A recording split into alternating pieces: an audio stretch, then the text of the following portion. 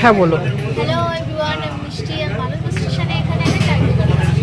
আমার দোকানের লোকেশন হচ্ছে মাদারপুর দক্ষিণ পাড়া। যারা শিয়ালদা দিয়ে আসবে, হাসনাবাদ লোকাল ধরে মাদারপুর স্টেশনে নেমে মাত্র 3 মিনিট, যে কোনো অটো বা টোটোতে।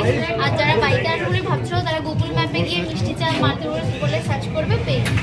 সবাইকে আসার জন্য ধরো, ঠিক আছে? হ্যাঁ হ্যাঁ তো মিষ্টি হ্যালো, আমি এখন বলা কি করছি গাইস, আমি এসেছি আমেরিকা থেকে, ব্যাস অনেক কষ্ট করে।